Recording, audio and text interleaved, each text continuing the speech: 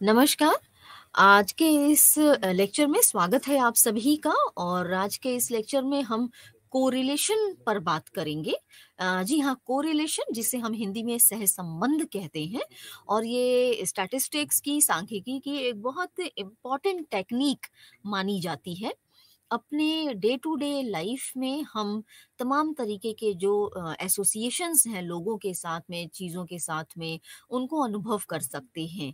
जैसे हम ये देख सकते हैं कि एक एस्पेक्ट के बढ़ने या घटने से दूसरा जो एस्पेक्ट है वो भी बढ़ या घट रहा है।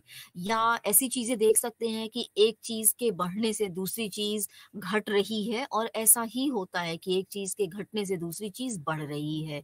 तो इस तरीके के जो एसोसिएशंस हम अपनी एवरीडे लाइफ में अनुभव करते हैं, दैनिक जीवन में अनुभव करते हैं, यही इसी को स्टैटिस्टिकल लैंग्वेज में हम कोरिलेशन के नाम से जानते हैं। यानी कि ये देखना कि एक वेरिएबल के बढ़ने से दूसरे वेरिएबल पर क्या प्रभाव पड़ रहा है, उन दोनों का आपस में क्या संबंध है। हम देखते हैं कि अगर एक वेरिएबल के बढ़ने से दूसरा वेरिएबल भी बढ़ रहा है, तो हम कहते हैं कि ये पॉजिटिव कोरिलेशन है दो वेरिएबल्स के बीच में। और अगर एक वेरिएबल के बढ़ने से दूसरा वेरिएबल घट रहा है, तो हम कहते हैं कि ये नेगेटिव कोरिलेशन है दो वेरिएबल्स के बीच में। जब हम रिसर्च की बात करते हैं तो तमाम सारे जो रिसर्चर्स हैं वो इस तरीके की जो स्टडीज हैं वो करते हैं, रिलेशनशिप बेस्ड तमाम सारी स्टडीज करते हैं। जैसे उदाहरण के तौर पे हम देखें कि अगर हम सेल्फ एस्टीम और अचीवमेंट मोटिवेशन जो एडोलसेंट्स में है, उनके बीच का रिलेशनशिप को अगर हम स्टडी करना चाहते हैं, तो हमें देखना चाहेंगे कि इन दोनों के बीच में किस तरीके का रिलेशनशिप है। क्या पॉजिटिव रिलेशनशिप है, यानी कि सेल्फ एस्टीम के बढ़ने से अचीवमेंट मोटिवेशन भी बढ़ता है एडोलेसेंट्स में, या सेल्फ एस्टीम के कम होने से अचीवमेंट मोटिवेशन भी कम हो रहा है एडोलेसेंट्स में। तो इस तरीके की कोई स्टडी जिसमें हम रिलेशनशिप दो वेरिएबल के बीच में देख रहे हैं उसको कर सकते हैं। इसी तरीके से रिसर्च में तमाम सारे जो रिसर्चर्स हैं वो और तमाम सारी स्टडीज़ करते हैं। जैसे हम एक और स्टडी को देख सकते हैं कि जो साइकोलॉजिकल वेल बीइंग है और जॉब सेटिस्फैक्शन है एम्प्लॉइज़ का किसी एक पर्टिकुलर ऑर्गेनाइजेशन में, उनके बीच में किस तरीके का संबंध है, किस तरीके का रिलेशनशिप है, क्या इनके बीच में कोई संबंध है या नहीं है, और अगर है तो किस तरीके का रिलेशनशिप है, ये हम देख सकते हैं। तो हम देखेंगे कि जो साइकोलॉजिकल वेलबींग है वो जॉब सेटिस्फैक्शन के साथ किस तरीके का संबंध रखती है। क्या वेलबींग बढ़ने से जॉब सेटिस्फैक्शन भी बढ़ रहा है, या वेलबींग नहीं है या कम है तो उससे जॉब सेटिस्फैक्शन भी एम्प्लॉयज़ का एक ऑर्गेनाइजेशन में कम हो रहा है। तो ये जो उदाहरण हमने लिए, इस तरीके की तमाम सारी स्टडीज़ में मुख्य रूप से जो शोधकर्ता हैं वो ये देखने का काम करते हैं कि विभिन्न प्रकार के जो वेरिएबल्स हम ले रहे हैं उनका आपस में क्या संबंध है। इस चीज़ को समझने के लिए हम इस तरीके की तमाम सारी जो स्टडीज़ हैं वो प्लान करते हैं। तो ये है सहसंबंध। मुख्य रूप से इसी ये जो कॉन्सेप्ट है वेरिएबल्स के बीच में रिलेशनशिप को समझने का, इसी को हम कोरिलेशन कहते हैं। और ये जो संबंध समझने की बात है दो वेरिएबल्स के बीच में, इसे हम कोरिलेशन की जो टेक्निक है स्टैटिस्टिक्स की, उसकी मदद से समझ सकते हैं। हुँ, तो आज हम इसी कोरिलेशन पर बात करने वाले हैं, तमाम सारी बात करेंगे और शुरुआत हम करते हैं कॉन्सेप्ट क्या है कोरिलेशन का उससे। और यहाँ हम समझेंगे कि जो भी शोधकर्ता हैं, जो भी लोग रिसर्च कर रहे हैं, उनमें ये कोरिलेशन को किस तरीके से समझ सकते हैं। तो यहाँ पर हम देखते हैं, जैसा पहले भी आपसे बताया था, कि मुख्य रूप से जो कोरिलेशन है वो दो वेरिएबल्स के बीच में रिलेशनशिप को आइडेंटिफाई करने के लिए यूज़ किया जाता है। और कोरिलेशन का इस्तेमाल हम किसी भी स्टडी में दो या दो से ज़्यादा वेरिएबल्स के बीच में रिलेशनशिप देखने के लिए इस्तेमाल कर सकते हैं, प्रयोग कर सकते हैं। और इसके पहले जैसे मैंने आपको बताया कि ये जो रिलेशनशिप है ये पॉजिटिव हो सकता है दो वेरिएबल्स के बीच में, और नेगेटिव भी हो सकता है। तो पॉजिटिव रिलेशन है या नेगेटिव रिलेशन है, उसी के टर्म्स में हम जो मैग्नीट्यूड है कोरिलेशन का, वो देख सकते हैं कि वो हाई है या लो है। तो इस तरीके से हम दो वेरिएबल्स के बीच में रिलेशनशिप देखने का काम कोरिलेशन की टेक्निक से, इस विधि से कर सकते हैं। कोरिलेशन की जब बात करते हैं तो सर फ्रांसिस गैल्टन का नाम आता है। सर फ्रांसिस गैल्टन ने कोरिलेशन की फील्ड में काफ़ी सारा कंट्रीब्यूशन दिया था और उन्होंने ही बताया कि ये एक बहुत ही महत्वपूर्ण विधि है, बहुत ही महत्वपूर्ण स्टैटिस्टिक्स की टेक्निक है, जिससे हम तमाम तरीके की जो वेरिएबल्स हमारे आसपास हैं उनके बीच में रिलेशनशिप समझने का काम कर सकते हैं। इसके अलावा इन्होंने बहुत सारी जो स्टडीज़ हैं वो इंडिविजुअल डिफरेंसेस पर की थी और हेरिडिटी का क्या असर पड़ता है, इन्फ्लुएंस क्या किस तरीके से हेरिडिटी कर सकती है, उस पर भी इन्होंने तमाम सारा कार्य, तमाम सारा अध्ययन, तमाम सारा शोध किया था। तो इस तरीके से हम ये देखते हैं कि हाँ, इन्होंने कोरिलेशन के फील्ड में अपना एक महत्वपूर्ण योगदान दिया। इसके बाद जब हम आगे बढ़ते हैं और देखते हैं तो 1986 में कार्ल पियर्सन ने कोरिलेशन के लिए काफ़ी इम्पोर्टेंट कंट्रीब्यूशन दिया और उन्होंने ये बताया कि किस तरीके से कोरिलेशन की टेक्निक को यूज़ करके स्टैटिस्टिक्स में हम डिफरेंट डिफरेंट वेरिएबल्स के बीच में उनका डायरेक्शन, उनका रिलेशनशिप और मैग्नीट्यूड आइडेंटिफाई करने का काम कर सकते हैं। अब हम देखते हैं कि कोरिलेशन को कैसे कैटेगराइज कर सकते हैं। तो हम पाते हैं कि हम कोरिलेशन को दो तरीके से समझ सकते हैं, दो कैटेगरीज में कैटेगराइज कर सकते हैं। एक होता है लीनियर कोरिलेशन और एक होता है नॉन लीनियर कोरिलेशन। तो जो लीनियर कोरिलेशन है वो क्या है, उसको हम ग्राफ में एक सिंगल स्ट्रेट लाइन के थ्रू समझ सकते हैं। तो लीनियर कोरिलेशन को हम ये भी दो वेरिएबल्स के बीच में रिलेशनशिप बताने का काम करते हैं और एक ग्राफ पेपर के ऊपर दो वेरिएबल्स के बीच का जो भी रिलेशनशिप है उसको सिंगल स्ट्रेट लाइन के थ्रू देखा जा सकता है। ये लीनियर कोरिलेशन होता है और मुख्य रूप से ये जो ग्राफ है ये क्या बताता है, ये बताता है कि अगर एक वेरिएबल बढ़ रहा है तो वो दूसरे वेरिएबल का उस पर क्या असर हो रहा है। एक वेरिएबल के बढ़ने से क्या दूसरा वेरिएबल भी बढ़ रहा है या एक वेरिएबल के घटने से दूसरा वेरिएबल घट रहा है या बढ़ रहा है। तो मुख्य रूप से ये ग्राफ हमें ये बताता है कि जो दो वेरिएबल के बीच का रिलेशनशिप हम देख रहे हैं उसमें एक वेरिएबल बढ़ रहा है तो उसका असर दूसरे वेरिएबल पर किस तरीके से पड़ रहा है। जैसे एग्जाम्पल के तौर पे हम ये देख सकते हैं कि अगर इमोशनल इंटेलिजेंस के स्कोर्स हैं हमारे पास और सेल्फ स्टीम के स्कोर्स हैं और हमने ये स्टडी किया है कि इमोशनल इंटेलिजेंस सेल्फ स्टीम का आपस में क्या रिलेशनशिप है, तो हम लीनियर ग्राफ में ये देख सकते हैं जो इमोशनल इंटेलिजेंस के स्कोर हैं उनको प्लॉट करेंगे, फिर सेल्फ स्टीम के स्कोर्स को प्लॉट करेंगे एक्सेस और वाई एक्सेस पर और फिर हम देखेंगे कि इमोशनल इंटेलिजेंस के स्कोर के बढ़ने या घटने से जो सेल्फ स्टीम का स्कोर है वो भी साथ में बढ़ या घट रहा है। इसको हम लीनियर कोरिलेशन से समझ सकते हैं। अब दूसरा जो कैटेगरी है हमारे पास वो है नॉन लीनियर कोरिलेशन। हम इस नॉन लीनियर कोरिलेशन में क्या देखते हैं, यहाँ पर हम रिलेशनशिप को, जो भी दो वेरिएबल दिए हुए हैं उनका जो रिलेशनशिप है उसको हम एक स्ट्रेट लाइन से नहीं समझते हैं, स्ट्रेट लाइन से हम उसको डिनोट नहीं करते हैं। यहाँ पे हम ये देखते हैं कि जो भी पॉजिटिव या नेगेटिव कोरिलेशन है दो वेरिएबल्स के बीच में, वो यहाँ पर लीनियर कोरिलेशन में हम पॉजिटिव या नेगेटिव कोरिलेशन देखते हैं और नॉन लीनियर कोरिलेशन में हम ये मान के चलते हैं कि दोनों वेरिएबल्स के बीच में कोई भी रिलेशनशिप नहीं है।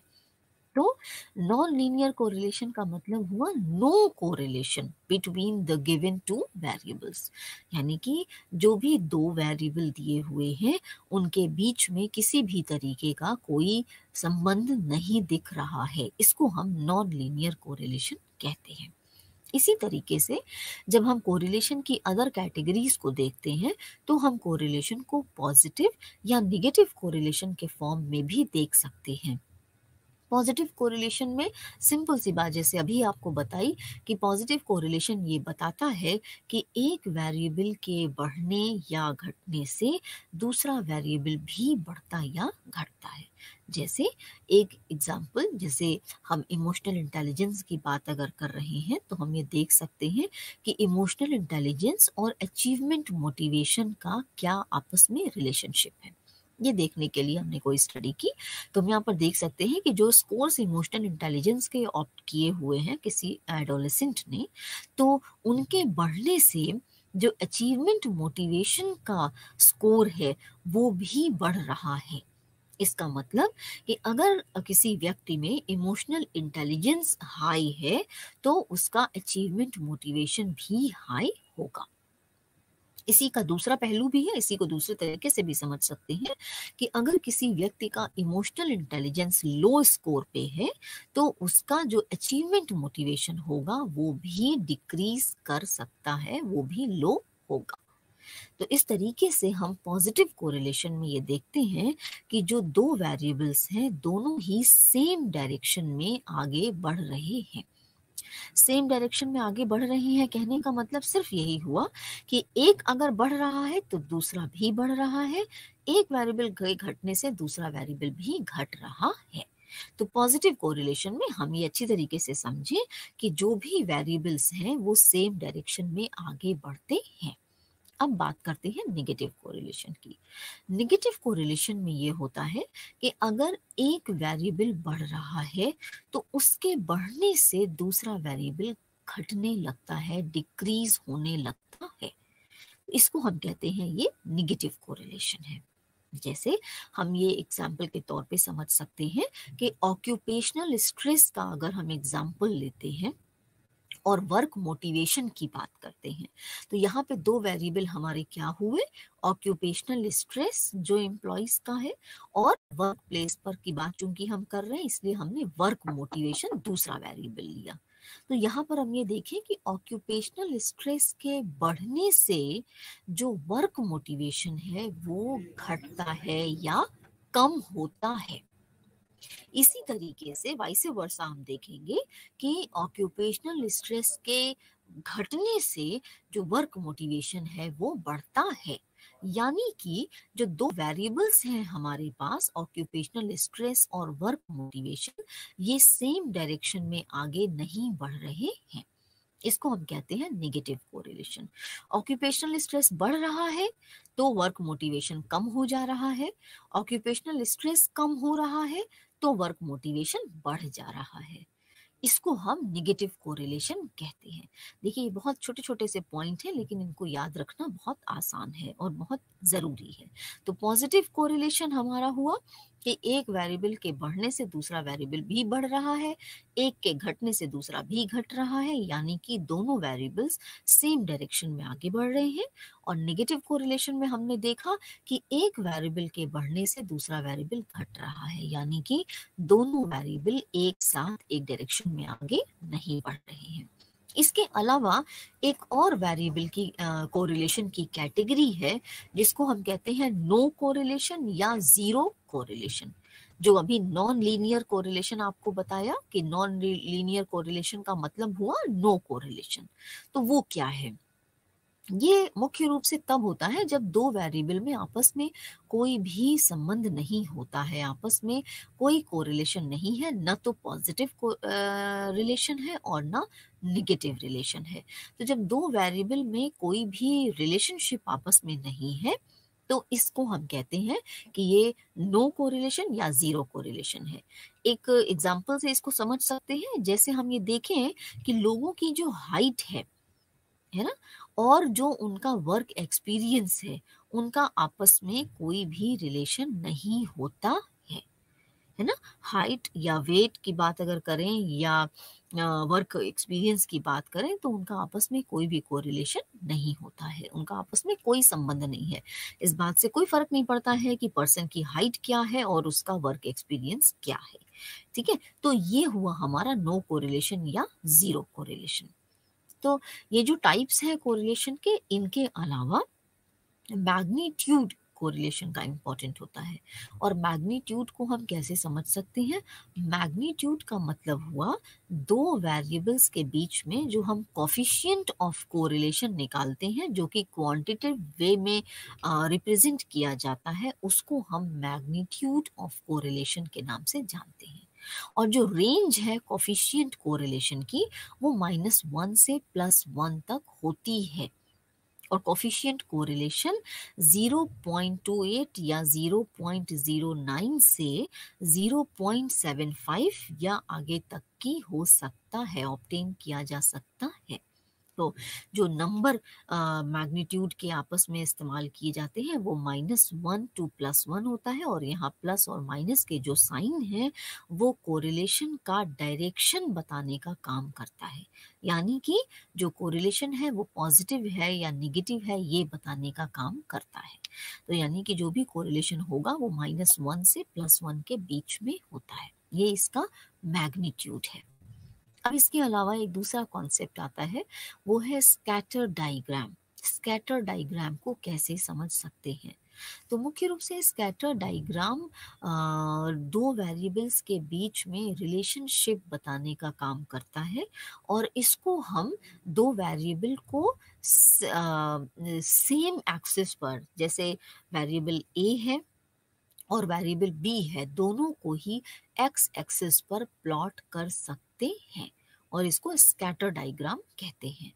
जैसे एक एग्जाम्पल के तौर पे अगर समझे तो हम देखते हैं कि जो भी मार्क्स साइकोलॉजी में, जैसे कोई क्लास टेस्ट हुआ और स्टूडेंट्स ने साइकोलॉजी में जो भी मार्क्स ऑब्टेन किए, तो हम देखेंगे कि जैसे पीटर को 25 मार्क्स मिले, या कमलदीप को 78 मार्क्स मिले, सारिका को 45 मार्क्स मिले। ठीक है, अब हमें अगर रिलेशनशिप देखना है साइकोलॉजी और सोशियोलॉजी के क्लास टेस्ट में कि क्या रिलेशनशिप है इन लोगों का आपस में, तो हम स्कैटर डायग्राम के थ्रू एक टेबल बना सकते हैं जहाँ पे इनके जो मार्क्स हैं साइकोलॉजी के और जो सोशियोलॉजी के मार्क्स हैं, उनको आपस में, उनका जो कोरिलेशन है उसको आपस में एक ही एक्स एक्सिस पर प्लॉट करके देख सकते हैं कि उनका क्या कोरिलेशन है।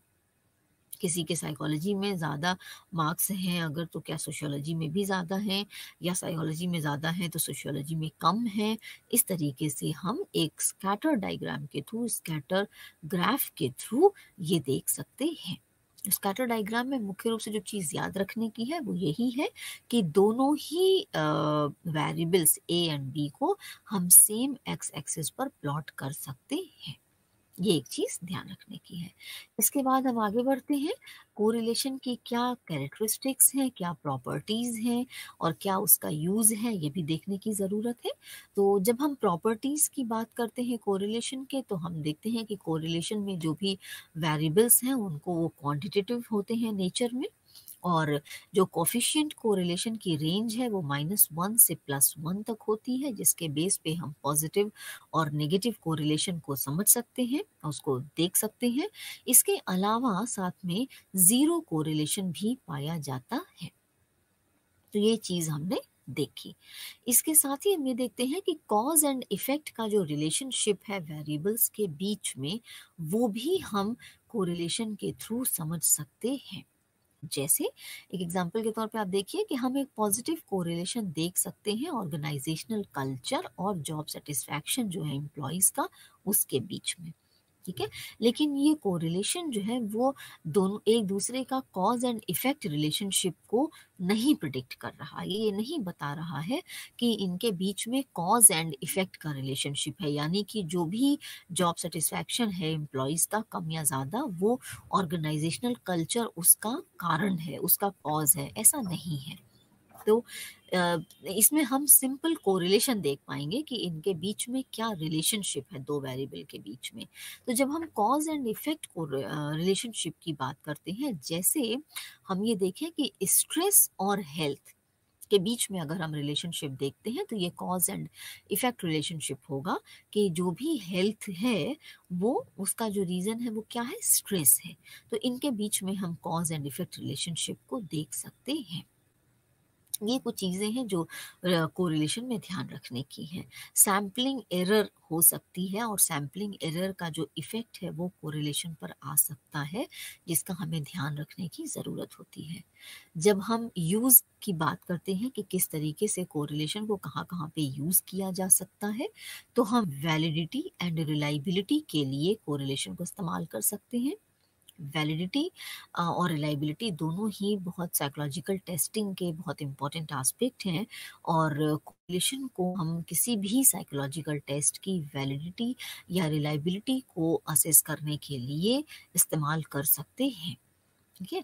तो वैलिडिटी क्या होती है? वैलिडिटी ये होती है कि जो भी साइकोलॉजिकल टेस्ट बना है, वो उसी चीज़ को मेज़र करे जिस चीज़ को मेज़र करने के लिए उसको बनाया गया है। जैसे अगर इंटेलिजेंस का टेस्ट है साइकोलॉजिकल, तो उसमें जो भी आइटम्स हों, वो इंटेलिजेंस को ही मेज़र कर रहे हों। ऐसा ना हो कि उसमें कुछ पर्सनैलिटी के आइटम्स भी हमने रख दिए, तो वो फिर वो साइकोलॉजिकल टेस्ट वैलिड नहीं होगा। तो इस चीज़ का ध्यान रखना बहुत ज़रूरी है कि किसी भी साइकोलॉजिकल टेस्ट की वैलिडिटी इस चीज़ पर डिपेंड करती है कि जिस भी वेरिएबल को मेज़र करने के लिए वो टेस्ट बनाया गया है, वही चीज़ मेज़र उस टेस्ट के थ्रू होनी चाहिए और सारे आइटम्स वैसे ही होने चाहिए। जो रिलायबिलिटी है, वो किसी भी टेस्ट की कंसिस्टेंसी के बारे में इंफॉर्मेशन प्रोवाइड करने का काम करती है कि कोई भी टेस्ट कितना कंसिस्टेंट है। कंसिस्टेंट होने का मतलब यहाँ पर ये हुआ कि किसी भी एक साइकोलॉजिकल टेस्ट को अगर सेम सैंपल और सेम एनवायरनमेंट में बार-बार प्रोवाइड किया जा रहा है, तो रिजल्ट सेम होना चाहिए। क्योंकि सैंपल भी वही है और एनवायरनमेंट भी वही है और उस सेम साइकोलॉजिकल टेस्ट को बार-बार अगर प्रोवाइड किया जा रहा है, तो जो रिजल्ट है उसमें कोई वेरिएशन नहीं होना चाहिए। अगर ऐसा है तो हम कह सकते हैं कि ये टेस्ट रिलायबल है। तो इस तरीके से हम कोरिलेशन का इस्तेमाल कर सकते हैं साइकोलॉजिकल टेस्ट्स की रिलायबिलिटी और वैलिडिटी को ऑब्टेन करने के लिए। दूसरी जगह पे जहाँ पे हम कोरिलेशन का इस्तेमाल कर सकते हैं वो है वेरिफिकेशन ऑफ थ्योरी।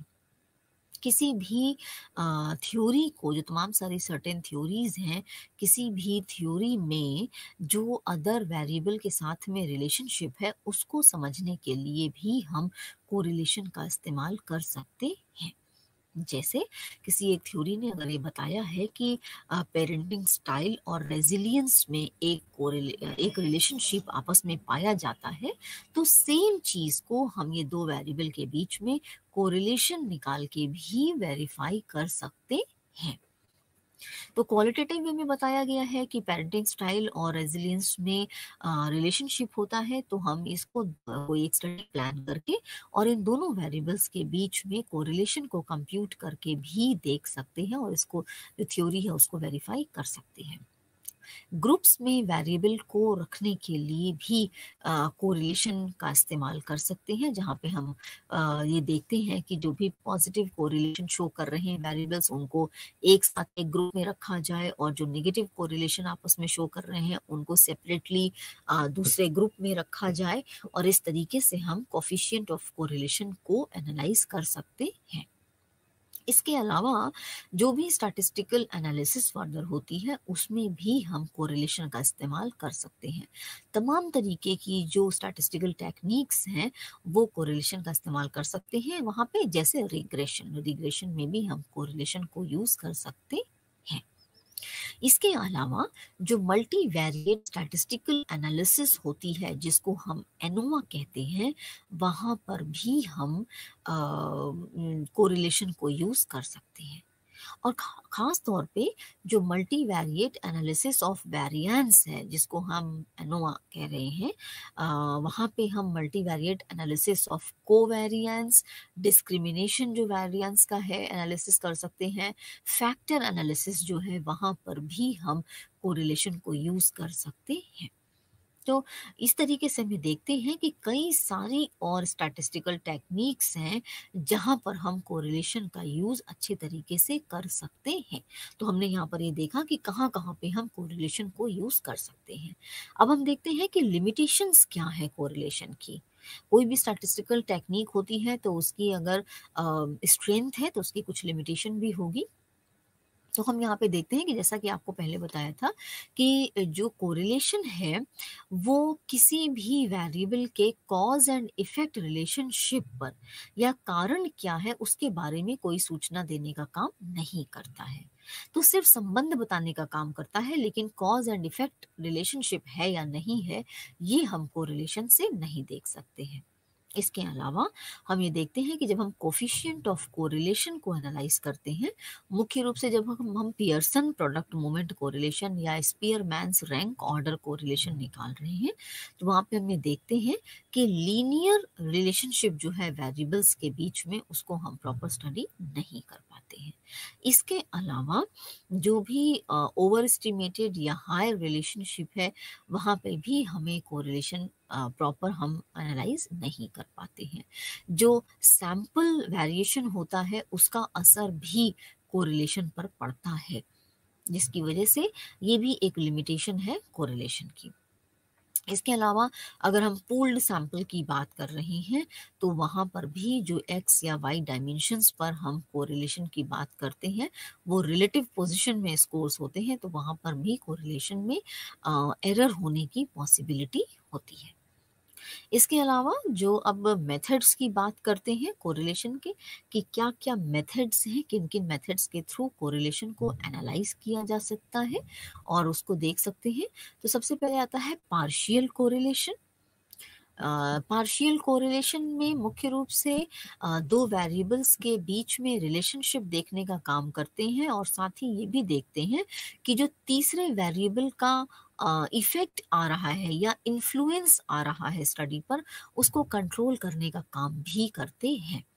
जैसे अगर हम ये देखें कि इमोशनल इंटेलिजेंस और जो सेल्फ का कॉन्सेप्ट है एडोलेसेंट्स का के बीच में उनका आपस में क्या रिलेशनशिप है, इसके लिए हम कोरिलेशन देख रहे हैं। पर इसके साथ ही साथ यहाँ पर एक तीसरा वेरिएबल जो कि फैमिली इन्वायरमेंट हो सकता है, उसका इन्फ्लुएंस भी इन वेरिएबल्स पर पड़ सकता है। हम इमोशनल इंटेलिजेंस की बात कर रहे हैं तो ज़रूरी नहीं है कि जो सेल्फ का कॉन्सेप्ट है वो सिर्फ इमोशनल इंटेलिजेंस से ही इफेक्ट हो रहा है, वहाँ पर फैमिली इन्वायरमेंट का इन्फ्लुएंस भी आ सकता है। तो पार्शियल कोरिलेशन में हम जो थर्ड वेरिएबल है उसका इन्फ्लुएंस को कंट्रोल करने की कोशिश करते हैं। दूसरा है पार्ट, यहाँ पे दूसरा मेथड है, इसको हम कहते हैं पार्ट कोरिलेशन। पार्ट कोरिलेशन को हम सेमी पार्शियल कोरिलेशन के नाम से भी जानते हैं और इसमें जो सेमी पार्शियल कोरिलेशन है काफ़ी हद तक पार्शियल कोरिलेशन से ही मिलता जुलता है, लेकिन यहाँ पे भी हम दो वेरिएबल्स को स्टडी करते हैं और उन पर किसी भी तीसरे वेरिएबल का क्या असर हो रहा है उसको हम देख सकते हैं। डिफरेंस सिर्फ ये होता है, जैसे हमने पहले वाला एग्जांपल लिया था कि इमोशनल इंटेलिजेंस और सेल्फ कॉन्सेप्ट को अगर देख रहे हैं तो फैमिली इन्वायरमेंट का क्या इफेक्ट आ रहा है। तो पार्शियल कोरिलेशन में फैमिली इन्वायरमेंट का इफेक्ट इमोशनल इंटेलिजेंस और सेल्फ कॉन्सेप्ट दोनों पर देखते थे और दोनों को ही कंट्रोल करने की कोशिश करते थे। जब हम सेमी पार्शियल कोरिलेशन की बात कर रहे हैं तो यहाँ पर फैमिली इन्वायरमेंट का जो इन्फ्लुएंस है वो सिर्फ इमोशनल इंटेलिजेंस पे ही कंट्रोल किया जा सकता है, सेल्फ कॉन्सेप्ट पर नहीं। इसलिए इसको हम सेमी पार्शियल कोरिलेशन के नाम से जानते हैं। इसके अलावा मल्टीपल कोरिलेशन है, किसी एक वेरिएबल जो है, कोई भी एक वेरिएबल वो अलग दूसरे वेरिएबल से कई तरीके से कोरिलेटेड हो सकता है, उसको हम मल्टीपल कोरिलेशन कहते हैं कि एक वेरिएबल दूसरे कई वेरिएबल्स के साथ में कोरिलेटेड हो सकता है। इसको हम मल्टीपल कोरिलेशन के नाम से जानते हैं। जैसे कि सेल्फ कॉन्सेप्ट एक वेरिएबल है हमारा, तो ये दूसरे कई सारे वेरिएबल्स जैसे emotional intelligence, quality of life, achievement, motivation से कोरिलेटेड हो सकता है। इसलिए इसको हम मल्टीपल कोरिलेशन के नाम से जानते हैं। दूसरा है बाइसीरियल कोरिलेशन। बाइसीरियल कोरिलेशन में मुख्य रूप से जो कॉन्टिन्यूअस वेरिएबल है और एक जो डाइकोटोमस वेरिएबल है, इनके बीच में रिलेशनशिप मेजर करने का काम किया जाता है। और जो डाइकोटोमस वेरिएबल है इसको हम दो तरीके से कैटेगराइज कर सकते हैं।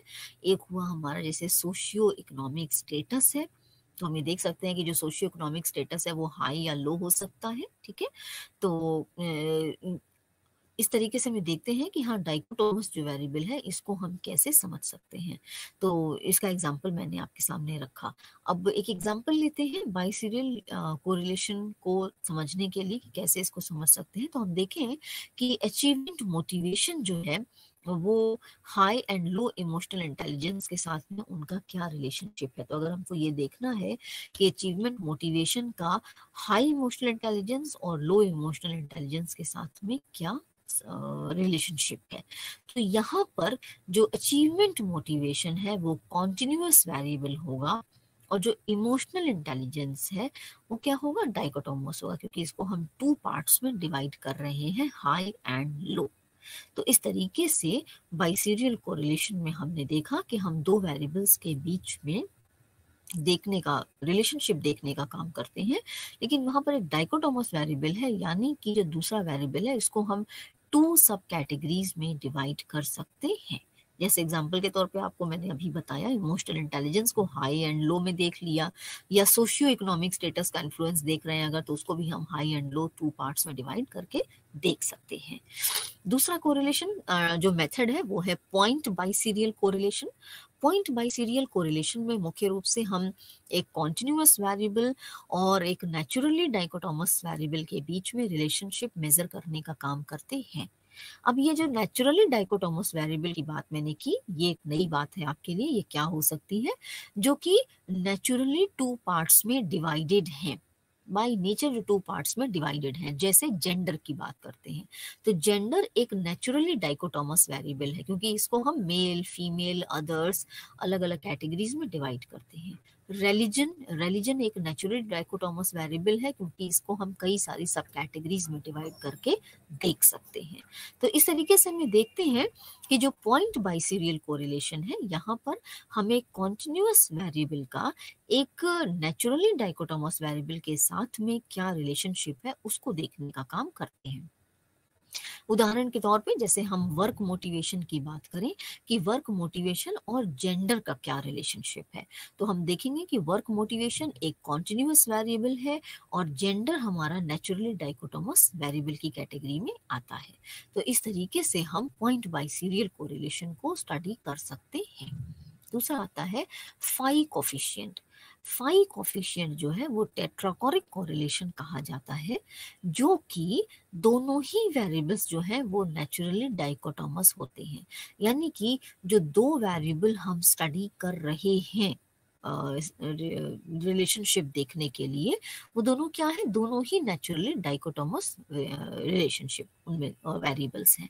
जैसे एग्जांपल के तौर पे हम देखें कि अगर हम देखना चाहते हैं रिलेशनशिप जेंडर के बीच में, ठीक है ना, अगर हम आप सिर्फ जेंडर के ही बीच में आपस में रिलेशनशिप देखना चाहते हैं, तो इसको हम मेल एंड फीमेल में डिवाइड करके जो रिस्पॉन्सेज हैं उनको देख सकते हैं कि एग्री या डिसएग्री के टर्म पे, और फिर हम जो फाई कोफिशिएंट है उसको कंप्यूट कर सकते हैं।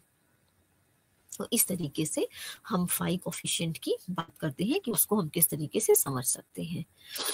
दूसरा आया कि हम किस तरीके से कोफिशिएंट ऑफ कोरिलेशन को एनालाइज कर सकते हैं। तो एक तरीका है जहां पे हम 2 मेथड्स को यूज करते हुए कोफिशिएंट ऑफ कोरिलेशन को कंप्यूट कर सकते हैं, उसकी एनालिसिस कर सकते हैं। और वो 2 मेथड है, एक स्पीयरमैन्स का रैंक ऑर्डर मेथड है, स्पीयरमैन्स रैंक ऑर्डर कोरिलेशन, और दूसरा है पियर्सन्स का प्रोडक्ट मोमेंट कोरिलेशन। दोनों के फॉर्मूलाज हैं और दोनों ही जो है वो पैरामीट्रिक स्टैटिस्टिक की कैटेगरी में आते हैं, और इन दोनों से हम एक कोरिलेशन आपस में या 2 वेरिएबल्स का आपस में क्या रिलेशनशिप है उसको स्टडी कर सकते हैं। अब हमने बात की है पैरामीट्रिक रिलेशनशिप की, पैरामीट्रिक स्टैटिस्टिक्स की, और आपको मैंने बताया कि ये जो पियर्सन्स प्रोडक्ट मोमेंट कोरिलेशन है और स्पीयरमैन्स रैंक ऑर्डर कोरिलेशन है, ये दोनों ही पैरामीट्रिक स्टैटिस्टिक्स के कैटेगरी में आते हैं। तो आपको मैं यहाँ बता दूं कि जब हम स्टैटिस्टिक्स की बात करते हैं तो वो पैरामेट्रिक और नॉन पैरामेट्रिक 2 कैटेगरीज में डिवाइड कर सकते हैं, और दोनों के बीच का कुछ डिफरेंस है वो भी आपको बता देती हूँ कि पैरामीट्रिक में जो अज्यूम्ड डिस्ट्रीब्यूशन होता है वो नॉर्मल होता है, ठीक है? जबकि नॉन पैरामीट्रिक में जो अज्यूम्ड डिस्ट्रीब्यूशन है ये नॉर्मल नहीं होता है। पैरामीट्रिक में जो वेरिएंस है वो होमोजेनस होता है, नॉन पैरामीट्रिक में जो वेरिएंस है वो हेट्रोजेनस होता है। पैरामीट्रिक स्टैटिस्टिक्स में जो स्केल्स ऑफ मेजरमेंट हम यूज करते हैं वो इंटरवल और रेशियो स्केल ऑफ मेजरमेंट हम यूज करते हैं, जिसकी बात हम पहले कर चुके हैं। जब हम नॉन पैरामीट्रिक स्टैटिस्टिक की बात करते हैं तो यहाँ पर हम नॉमिनल या ऑर्डिनल स्केल ऑफ मेजरमेंट को यूज करते हैं। जो पैरामीट्रिक स्टडी है, जो पैरामीट्रिक स्टैटिस्टिक्स है, यहाँ पर हम इन क्या देखते हैं, रिलेशनशिप देखने का काम करते हैं बिटवीन द डेटा, जो कि जिसको इंडिपेंडेंट होने की जरूरत है। The data needs to be independent, ये हम रिलेशनशिप देखने का काम करते हैं पैरामीट्रिक स्टैटिस्टिक्स में। और नॉन पैरामीट्रिक स्टैटिस्टिक्स में हम देखते हैं कि यहाँ पे जो डेटा है उसका आपस में कोई भी अजम्पशन नहीं होता है उसके इंडिपेंडेंस को लेकर। तो ये नॉन पैरामीट्रिक स्टैटिस्टिक्स में हम यूज करते हैं। दूसरा, जब हम पैरामीट्रिक स्टडी की बात करते हैं तो यहाँ पर हम मीन, जो मेजर्स ऑफ सेंट्रल टेंडेंसी है, मीन, मीडियन और मोड, वहाँ पर हम मीन को यूज करते हैं पैरामीट्रिक स्टडी में, और नॉन पैरामीट्रिक स्टैटिस्टिक्स में हम मीडियन को यूज करते हैं। पैरामीट्रिक स्टडी, जो पैरामीट्रिक स्टैटिस्टिक्स होता है वो कॉम्प्लेक्स होता है, इट्स मोर कॉम्प्लेक्स ये कंप्यूट करने के लिए। खास तौर पे जब हम इसको नॉन पैरामीट्रिक टेक्निक्स के साथ में कंपेयर करते हैं तो ये काफ़ी डिफ़िकल्ट एनालिसिस होती है, जबकि नॉन पैरामीट्रिक स्टडी जो है वो बहुत सिंपल होती है कैलकुलेट करने के लिए। तो इस तरीके से हमने पैरामीट्रिक और नॉन पैरामीट्रिक जो स्टडी है, स्टैटिस्टिक्स है, उसका डिफरेंस देखा। अब हम पियर्सन्स प्रोडक्ट मोमेंट कोरिलेशन और स्पीयरमैन्स रैंक ऑर्डर मेथड की बात करते हैं। तो शुरुआत हम पहले पियर्सन्स प्रोडक्ट मोमेंट कोरिलेशन से करते हैं। इसमें हम इसको स्मॉल आर से रिप्रेजेंट कर सकते हैं। जो भी वेरिएबल्स यूज किए जाते हैं इसमें, वो इसको हम स्मॉल आर से, सबसे पहले बता दें कि इसको हम रिप्रेजेंट कर सकते हैं। और जो भी वेरिएबल्स इस आर को कंप्यूट करने के लिए यूज किए जाते हैं वो कॉन्टिन्यूस होते हैं नेचर में, और जो स्केल्स ऑफ मेजरमेंट हम यूज करते हैं वो इंटरवल एंड रेशियो स्केल होती है। जो डिस्ट्रीब्यूशन वेरिएबल का होता है इस मेथड में वो यूनी मॉडल होता है, और ये सिमेट्रिकल डिजाइन के काफी क्लोज होता है। इसी तरीके से आगे देखते हैं कि जो पियर्सन्स प्रोडक्ट मेथड में जो भी स्कोर्स पेयर्स इन्वॉल्व होते हैं वो डिपेंडेंट होते हैं, वो इंडिपेंडेंट होते हैं नेचर में, और एक दूसरे से कनेक्टेड नहीं होते हैं।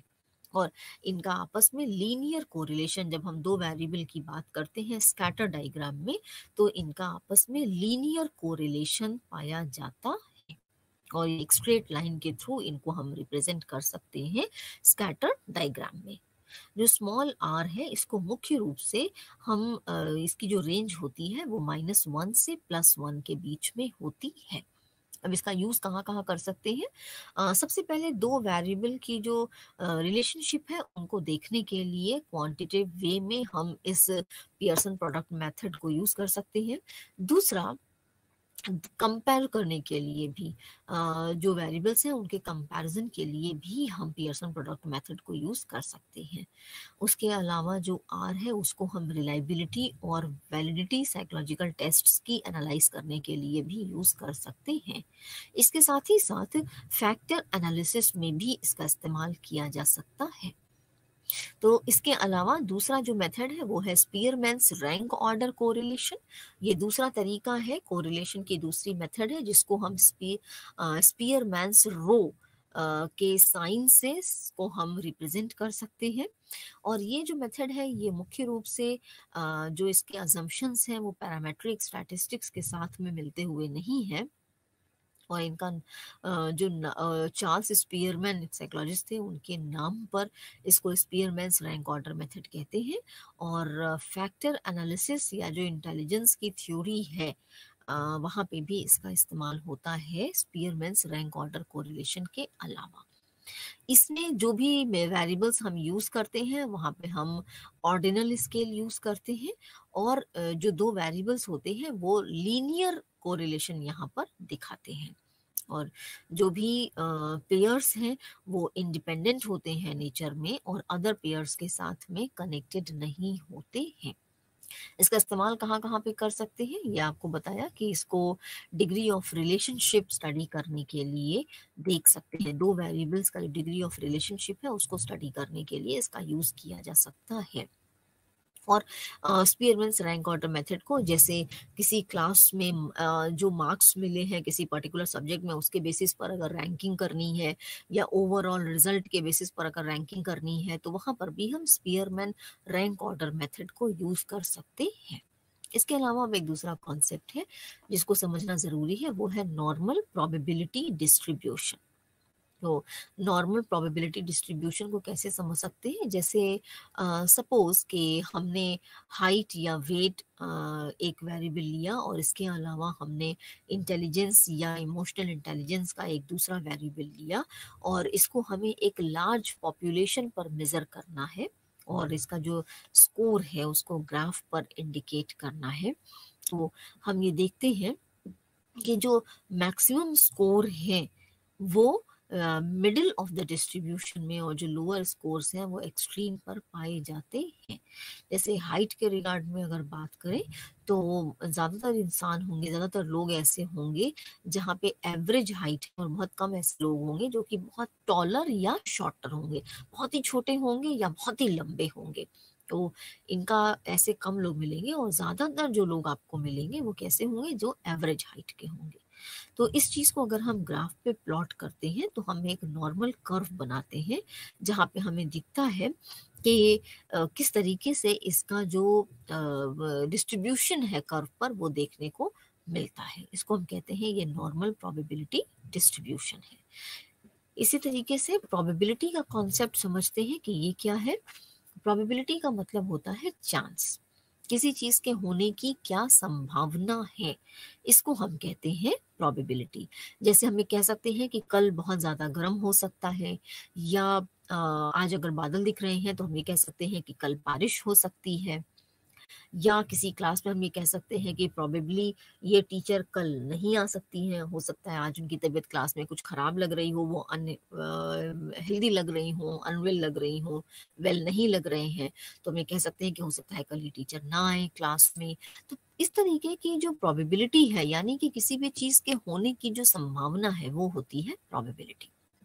अब एक क्वेश्चन ये है कि रिसर्च या स्टैटिस्टिक्स में हम प्रोबेबिलिटी को कैसे देख सकते हैं। ठीक है, तो यहाँ पर हमें देखते हैं कि जो प्रोबेबिलिटी है वो सर्टेन रीजंस प्रोवाइड करती है, और हमारी जो हाइपोथेसिस है उसको फॉर्मुलेट करने में मदद करती है। तमाम सारे जो एक्सपेरिमेंट्स करते हैं, तमाम सारी जो रिसर्चेज होती हैं, वहाँ पर हाइपोथेसिस के फॉर्मुलेशन में ये जो प्रोबेबिलिटी का कॉन्सेप्ट है, ये रिसर्चर की काफ़ी मदद करता है। जैसे मैथमेटिक्स में, गेम थ्योरी में, या आर्टिफिशियल इंटेलिजेंस में हम इस प्रोबेबिलिटी को यूज़ कर सकते हैं, और प्रोबेबिलिटी के बेसिस पर तमाम तरीके के जो कंक्लूजन्स हैं उनको ड्रॉ किया जा सकता है। तो इस तरीके से हम देखते हैं कि ये जो प्रोबेबिलिटी का कॉन्सेप्ट है ये न सिर्फ क्वांटिटेटिव क्वालिटेटिव स्टडी में, इवन क्वांटिटेटिव स्टडी में भी काफ़ी हेल्पफुल होता है। अब कौन से जो कॉन्सेप्ट्स हैं वो रिलेटेड हैं प्रोबेबिलिटी से, तो जैसे सैंपल स्पेस होता है या पावर सेट है, तो जो भी कलेक्शन है ऑल पॉसिबल सेट्स का, उसको हम सैंपल सेट स्पेस के नाम से जानते हैं। जो भी पॉसिबल, जो भी कलेक्शन है सेट का, या जो भी पॉसिबल रिजल्ट्स हैं एक पर्टिकुलर एक्सपेरिमेंट के आउटकम से जो भी निकल के आते हैं, उनको हम सैंपल स्पेस के नाम से जानते हैं। तो जैसे सैंपल स्पेस है तमाम सारे, जैसे अगर दिए हुए हैं रिजल्ट जो कि 1 to 6 की रेंज में है, अगर तो 1 2 3 4 5 6 अगर इस रेंज में है, तो हम देखेंगे कि सैंपल स्पेस क्या होगा, वो 1 to 6 के बीच में मिलेगा हमको। ठीक है, तो इस तरीके से हम ये देख सकते हैं। कि किस तरीके से हम सैंपल स्पेस को समझ सकते हैं। दूसरा हुआ म्यूचुअली एक्सक्लूसिव या डिसजॉइंट इवेंट्स होते हैं, इनको कैसे समझ सकते हैं? ये इनकम्पैटिबिलिटी को बताने का काम करते हैं। तो मुख्य रूप से 2 इवेंट्स हैं, वो म्यूचुअली एक्सक्लूसिव हैं, ठीक है? अगर वो एक सिंगल ट्रायल वहाँ साइमल्टेनियसली नहीं देख पा रहे हैं उनको, तो ऐसे सर्कमस्टेंसेस में जो एक इवेंट है, वो दूसरे इवेंट को प्रिवेंट कर सकता है। इस तरीके से हम ये देखते हैं कि म्यूचुअली एक्सक्लूसिव या डिसजॉइंट इवेंट्स होते हैं। इसी तरीके से एग्जॉस्टिव या कलेक्टिव इवेंट्स होते हैं, जहाँ पे कोई इवेंट ये बताए कि वो एग्जॉस्टिव है, जबकि वो पूरी तरीके से एक रैंडम एक्सपेरिमेंट होता है। तो इसको हम एग्जॉस्टिव या कलेक्टिव इवेंट्स के नाम से जानते हैं। और मीनिंग यहाँ पर क्या हुआ कि तमाम तरीके के इवेंट्स अगर सेट में है, तो एटलीस्ट वन इवेंट जो है वो हर ट्रायल में आना चाहिए। ठीक है, जैसे 1 to 6 की रेंज में अगर हमने स्कोर्स को लिया है, तो आपको इसमें 7 नहीं मिलेगा, क्योंकि ये रेंज ही हमने 1 to 6 के बीच में डिसाइड की हुई है। तो ये हुआ एग्जॉस्टिव इवेंट। दूसरे होते हैं इंडिपेंडेंट या और डिपेंडेंट इवेंट्स। तो इंडिपेंडेंट इवेंट्स क्या होते हैं कि 2 या 2 से ज़्यादा इवेंट्स जो है वो इंडिपेंडेंट होते हैं कम, जबकि जो आउटकम है एक इवेंट का, वो दूसरे इवेंट के आउटकम को अफेक्ट नहीं करता है। यानी कि एक इवेंट का जो भी रिजल्ट है वो दूसरे इवेंट के रिजल्ट को अफेक्ट नहीं कर रहा है, इसको हम इंडिपेंडेंट इवेंट कहते हैं। वहीं दूसरी तरफ अगर एक इवेंट का जो रिजल्ट है या जो आउटकम है वो दूसरे इवेंट के रिजल्ट या आउटकम को अगर अफेक्ट कर रहा है, तो उसको हम डिपेंडेंट इवेंट कहते हैं। तो इस तरीके से हम ये देख सकते हैं कि क्या ये इंडिपेंडेंट और डिपेंडेंट इवेंट्स की क्या कॉन्सेप्ट है। जैसे कि एग्जाम्पल के तौर पे आपको बताती हूँ कि अगर एक बास्केट में हमारे पास 5 सेब हैं और 5 संतरे हैं, ठीक है, और हमने उसमें से कोई एक फल ले लिया जो कि सेब नहीं है और संतरा भी नहीं है, ठीक है, तो वहाँ पे क्या होगा कि हमने देखा कि वहाँ पे 4 एप्पल्स बचे और 5 ऑरेंजेस बचे। तो प्रोबेबिलिटी क्या हुई कि जो नेक्स्ट फ्रूट हमने लिया है बास्केट में से वो एप्पल हो सकता है। इसकी प्रोबेबिलिटी क्या होगी 4/9, यानी कि 10 में से 9 टाइम्स ये होगा कि वो जो प्रोबेबिलिटी है वो जिस जो एप्पल बाहर जो एक फ्रूट बाहर निकाला गया है वो एप्पल होने की जो प्रोबेबिलिटी है वो ज़्यादा होगी, क्योंकि एक एप्पल निकालने के बाद उसमें भी 4 एप्पल और ऑरेंजेस एज इट इज़ बने हुए हैं। इसी तरीके से इक्वली लाइक इवेंट्स होते हैं। इक्वली लाइक इवेंट्स जहाँ पर जो भी इवेंट है उसके सेम नंबर में कई बार रिपीट होने की जो पॉसिबिलिटी है वो ज़्यादा होती है, उसको हम इक्वली लाइक इवेंट्स कहते हैं। इसी तरीके से कॉम्प्लीमेंटरी इवेंट्स होते हैं। कॉम्प्लीमेंटरी इवेंट्स जो कि म्यूचुअली एक्सक्लूसिव और एग्जॉस्टिव दोनों ही होते हैं और एक दूसरे को कॉम्प्लीमेंट करने का काम करते हैं। जैसे अगर 2 इवेंट है एक्स एंड वाई और एक्स को हम कॉम्प्लीमेंटरी इवेंट कह रहे हैं, तो वो वाई को कॉम्प्लीमेंट करने का काम करेगा। इसी तरीके से अगर एक्स एंड वाई 2 वेरिएबल्स हैं, तो वाई भी एक्स को कॉम्प्लीमेंट करने का काम कर सकता है। इसको हम कहते हैं ये कॉम्प्लीमेंटरी इवेंट्स हैं। जैसे अगर एक नंबर का ग्रुप है जहाँ पे 2, 4 एंड 6 नंबर्स लिए हैं और ये क्या है इवन नंबर्स हैं, और वहीं पे हमने ऑड नंबर्स भी लिए हैं, वो क्या है 1, 3, 5, तो क्या होंगे ये नंबर्स कॉम्प्लीमेंटरी इवेंट्स कहलाते हैं। ठीक है, तो यहाँ से 2 पॉसिबल आउटकम मिलने की पॉसिबिलिटी होती है, प्रोबेबिलिटी होती है। दूसरा जो नॉर्मल प्रोबेबिलिटी डिस्ट्रीब्यूशन है वो आपको बताया था अभी कि किस तरीके से समझ सकते हैं और उसका इम्पोर्टेंस क्या है स्टैटिस्टिक्स में वो समझना ज़रूरी है। तो जो नॉर्मल डिस्ट्रीब्यूशन है वो एक कॉन्टिन्यूअस डिस्ट्रीब्यूशन है और स्टैटिस्टिकल थ्योरीज में और जो अनुमान हम निकालते हैं तमाम तरीके की स्टैटिस्टिक्स अप्लाई करने के बाद जो रिजल्ट में इन्फरेंस या अनुमान निकालने का काम करते हैं वहाँ पर काफ़ी इम्पोर्टेंट रोल प्ले करता है। और नॉर्मल डिस्ट्रीब्यूशन की वेरियस मैथमेटिकल प्रॉपर्टीज होती हैं जो कि इसको इसके इस्तेमाल को काफ़ी आसान बनाने का काम करती हैं। और जो फ्रीक्वेंसी डिस्ट्रीब्यूशन होता है उसमें हम इसको एक्सप्रेस कर सकते हैं। और ये सैम्पलिंग डिस्ट्रीब्यूशन के लिए भी काफ़ी यूज़फुल मेथड माना जाता है। सैम्पलिंग डिस्ट्रीब्यूशन जब करते हैं तो वहाँ पर भी नॉर्मल डिस्ट्रीब्यूशन प्रोबेबिलिटी जो है उसको हम देखते हैं। और बहुत सारे बिहेवियरल साइंस के जो वेरिएबल्स हैं जैसे वेट, हाइट, अचीवमेंट, इंटेलिजेंस, वहाँ पे भी जो नॉर्मल डिस्ट्रीब्यूशन प्रोबेबिलिटी है वो अपना इम्पॉर्टेंट रोल प्ले करता है। इसके साथ ही साथ जो इन्फ्रेंशियल स्टैटिस्टिक्स होती है जैसे जेड टेस्ट, टी टेस्ट या एफ टेस्ट, यहाँ पर भी नॉर्मल डिस्ट्रीब्यूशन प्रोबेबिलिटी जो है वो जो नॉर्मल डिस्ट्रीब्यूशन है वो अपना बहुत इंपॉर्टेंट रोल प्ले करता है। और ये क्या होता है, ये एक बेल के शेप का, एक घंटी के शेप का कर्व होता है जहाँ पे बाइलेटरली सिमेट्रिकल होता है और कॉन्टिन्यूसली जो फ्रीक्वेंसी डिस्ट्रीब्यूशन है वो वहाँ पर दिखाया जाता है। तो ये एक कॉन्टिन्यूअस प्रोबेबिलिटी डिस्ट्रीब्यूशन होता है रैंडम वेरिएबल्स के लिए। और इसके दो हाल्व्स होते हैं, राइट एंड लेफ्ट, और जो वैल्यू है वो मीन, मीडियन एंड मोड तीनों ही इक्वल होती है। और जो भी कोइंसिडाइड है वो सेम पॉइंट पर मिडिल ऑफ द कर्व में हमें मिलता है। जो मिडिल ऑफ द कर्व है उसमें हमें ये देखने को मिलता है। और इस तरीके से हमें देखते हैं कि जो मीन है मिडिल में होता है कर्व के, और कर्व को टू इक्वल पार्ट्स में डिवाइड किया जाता है, टू इक्वल हाफ्स में डिवाइड किया जाता है। और जो टोटल एरिया है नॉर्मल कर्व का वो with in z+-3 below and above the mean आता है। तो इस तरीके से हम देखते हैं कि हम जो नॉर्मल प्रोबेबिलिटी कर्व है उसको कैसे समझ सकते हैं। और जो नॉर्मल डिस्ट्रीब्यूशन है वो स्क्यूनेस, यानी कि जो इसका कोफिशिएंट है स्क्यूनेस का, उसका अमाउंट 0 होता है। इसी कोई भी एरर इसमें नहीं देखने को मिलती है। इसके अलावा स्टैंडर्ड स्कोर्स की बात करते हैं तो स्टैंडर्ड स्कोर या जो जेड स्कोर है ये ट्रांसफॉर्म्ड स्कोर होता है जो कि स्टैंडर्ड डिविएशन के यूनिट से हमें मिलता है। और जो स्टैंडर्ड स्कोर है ये मुख्य रूप से प्रोबेबिलिटी जो एक स्कोर की है नॉर्मल डिस्ट्रीब्यूशन में उसको अप्लाई करने के लिए हेल्प करने का काम करता है।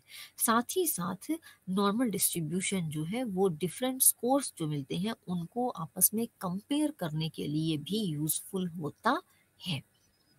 और जब हम जेड स्कोर की प्रॉपर्टी की बात करते हैं तो हम देखते हैं कि जो जेड स्कोर है वो हमेशा मीन उसका हमेशा 0 होता है, और जो स्टैंडर्ड डेविएशन है किसी भी जेड स्कोर का वो हमेशा 1 होता है।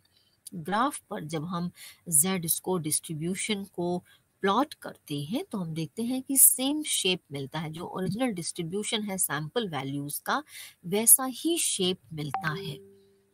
इसके साथ ही हम देखते हैं कि जो जेड स्कोर का डिस्ट्रीब्यूशन हम जब ग्राफ पर करते हैं तो उसका जो शेप है वो सिमिलर होता है, आइडेंटिकल होता है। जो ओरिजिनल डिस्ट्रीब्यूशन है रॉ स्कोर्स का उनके सिमिलर ही होता है। इसलिए हमें देखते हैं कि अगर ओरिजिनल डिस्ट्रीब्यूशन नॉर्मल है तो जेड स्कोर भी नॉर्मल होगा। तो ये हम जेड स्कोर के बारे में देख सकते हैं। और जब हम रॉ डेटा को स्टैंडर्डाइज करने का काम करते हैं वहाँ पर हम जेड स्कोर को यूज़ कर सकते हैं। इसके साथ ही साथ जो नॉर्मल डिस्ट्रीब्यूशन है, डिफरेंट नॉर्मल डिस्ट्रीब्यूशन जो स्कोर से मिलते हैं उनको कंपेयर करने का काम भी कर सकते हैं। तो इस तरीके से आज के इस लेक्चर में हमने कोरिलेशन की बात की और पूरी तरीके से कोरिलेशन को समझने की कोशिश की कि किस तरीके से हम कोरिलेशन को समझ सकते हैं। हमने ये देखा कि कोरिलेशन मुख्य रूप से दो वेरिएबल्स के बीच में रिलेशनशिप बताने का काम करता है। और यहाँ पर दो या दो से ज़्यादा वेरिएबल के बीच में क्या रिलेशनशिप है उसको हम कोरिलेशन के माध्यम से समझ सकते हैं। इसके साथ ही हमने ये देखा कि कोरिलेशन को अलग अलग कैटेगरीज में डिवाइड किया जा सकता है। मुख्य रूप से जो रिसर्च में हमारे इस्तेमाल होता है वो पॉजिटिव कोरिलेशन है, जहाँ पर हम देखते हैं कि एक वेरिएबल के घटने या बढ़ने से दूसरा वेरिएबल भी घट या बढ़ रहा है, इसको हम पॉजिटिव कोरिलेशन कहते हैं।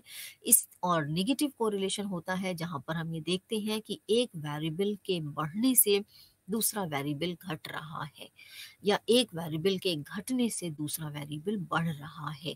इसको हम नेगेटिव कोरिलेशन के फॉर्म में देख सकते हैं। इसके साथ ही हमने ये देखा कि पॉजिटिव और नेगेटिव कोरिलेशन के साथ साथ जीरो कोरिलेशन का कॉन्सेप्ट या नो कोरिलेशन का कॉन्सेप्ट भी होता है, जहाँ पे हम देखते हैं कि कुछ ऐसे वेरिएबल्स भी हमारे आसपास होते हैं जिनका आपस में कोई भी संबंध, कोई भी रिलेशनशिप आपस में नहीं दिखता है। जैसे एग्जांपल दिया था मैंने कि अगर हम हाइट या वेट की बात करते हैं, तो हाइट की बात अगर हम करते हैं और वर्क एक्सपीरियंस को हम ईयर्स में देखते हैं, तो ये दो ऐसे वेरिएबल हैं जिनका आपस में कोई भी कोरिलेशन नहीं है। इस तरीके के संबंध को हम नो कोरिलेशन या जीरो कोरिलेशन के फॉर्म में समझ सकते हैं। इसके अलावा हमने ये भी देखा कि जो कोरिलेशन का कॉफिशिएंट है, जो कॉफिशिएंट ऑफ कोरिलेशन है, वो -1 से +1 की रेंज में होता है। यानी कि जो कोफिशिएंट ऑफ कोरिलेशन है वो 0.09 या 0.75 से आगे तक की एनालाइज किया जा सकता है। और जो नंबर इनके बीच में होते हैं वहाँ पे हम प्लस और माइनस के साइन यूज करते हैं, जो कि हमें ये बताते हैं कि जो हमारा कोरिलेशन है वो पॉजिटिव है या नेगेटिव है। जैसा आपको रेंज मैंने अभी बताई कि -1 से +1 के बीच में होते हैं, तो जब हम इन साइंस को यूज करते हैं तो वहाँ पे हमें ये बताने में आसानी हो जाती है कि ये ये कोरिलेशन जो है वो हाई है या लो है। तो अगर नेगेटिव कोरिलेशन होगा तो वो लो कोरिलेशन माना जाएगा, पॉजिटिव कोरिलेशन है प्लस में है तो यानी कि वो हाई कोरिलेशन होगा। तो इस तरीके से हम कोरिलेशन को समझ सकते हैं। इसके अलावा हमने देखा कि कोरिलेशन में तमाम सारे यूज हैं इसके, कहाँ कहाँ पे हम इसको इस्तेमाल कर सकते हैं। तो सैम्पलिंग एरर में हम इसको यूज़ कर सकते हैं, हम इसको वैलिडिटी एंड रिलायबिलिटी में यूज़ कर सकते हैं। किसी भी साइकोलॉजिकल टेस्ट की क्या वैलिडिटी या रिलायबिलिटी है उसको समझने के लिए कोरिलेशन के मेथड को यूज़ कर सकते हैं। वेरिफिकेशन ऑफ थ्योरी, कोई भी थ्योरी को वेरीफाई करना है वहाँ पे हम यूज़ कर सकते हैं। वेरिएबल्स को डिफरेंट डिफरेंट ग्रुप्स में डिवाइड करना है, रखना है, वहाँ पे हम कोरिलेशन को यूज़ कर सकते हैं। और इसके अलावा तमाम तरीके की जो स्टैटिस्टिकल टेक्निक्स है, जैसे रिग्रेशन है, फैक्टर एनालिसिस है, वहाँ पे भी एनोवा है, वहाँ पे भी हम कोरिलेशन को यूज़ कर सकते हैं। कोरिलेशन के मुख्य रूप से दो मेथड जो मैंने आपको बताए, दो तरीकों से हम कोरिलेशन को कंप्यूट कर सकते हैं। उसमें से एक है स्पीयरमैन्स रैंक ऑर्डर मेथड और दूसरा है पियर्सन्स प्रोडक्ट मोमेंट कोरिलेशन। तो ये दो विधियां हैं, स्टैटिस्टिकल टेक्निक्स हैं जिनके थ्रू हम कोरिलेशन को एनालाइज कर सकते हैं। और मैंने आपको ये भी बताया कि ये जो वेरिएबल्स, ये जो स्टैटिस्टिकल टेक्निक्स हैं, ये दोनों ही टेक्निक्स क्या हैं, पैरामेट्रिक टेक्निक्स की कैटेगरी में आती हैं। तो मैंने आपको पैरामेट्रिक और नॉन पैरामेट्रिक का जो डिफरेंस है मुख्य रूप से वो भी बताया। मुख्य रूप से इसको हम देख सकते हैं कि पैरामीट्रिक में जो डिस्ट्रीब्यूशन है वो नॉर्मल होता है, नॉन पैरामीट्रिक में डिस्ट्रीब्यूशन नॉर्मल नहीं हो सकता है। पैरामीट्रिक में जो वेरिएंस है वेरिएबल्स के बीच में वो होमोजेनस होता है, यानी कि आपस में ही उनका डिफरेंस होता है, आपस में ही उनका वो वेरिएंस, एक ही वेरिएबल का आपस में ही वो वेरिएंस देखने को मिलता है। जबकि जब हम नॉन पैरामीट्रिक टेस्ट की बात करते हैं तो वहाँ पे हम देखते हैं कि जो वेरिएंस है वेरिएबल्स का वो क्या है, हेट्रोजेनस है। और हम ये भी देखते हैं, हमने डिस्कस किया कि जो स्केल्स ऑफ मेजरमेंट हैं, तो पैरामीट्रिक टेस्ट की जब हम बात करते हैं तो वहाँ पे हम इंटरवल और रेशियो स्केल यूज़ करते हैं और नॉन पैरामीट्रिक में हम नॉमिनल और ऑर्डिनल स्केल्स को यूज़ करते हैं। उसी तरीके से सेंट्रल टेंडेंसी की जब बात करते हैं तो मीन मेजर होता है, उसको यूज़ करते हैं पैरामीट्रिक टेस्ट्स में, और मीडियन को यूज़ करते हैं, सेंट्रल टेंडेंसी की मीडियन मेथड को यूज़ करते हैं नॉन पैरामीट्रिक टेस्ट्स में। तो इस तरीके से हमने ओवरऑल कोरिलेशन को कैसे समझ सकते हैं एक स्टैटिस्टिकल टेक्निक के फॉर्म में वो यहाँ पर देखा। एक और बात मुख्य जो है वो ध्यान में रखने की है कि 2 वेरिएबल के बीच का रिलेशनशिप कोरिलेशन से देखते हैं, और 2 से ज़्यादा वेरिएबल अगर हमारे पास है और उनके बीच का रिलेशनशिप देखना है तो हम एनोवा टेक्निक को यूज़ कर सकते हैं। सो आज की क्लास के लिए इतना ही। नमस्कार।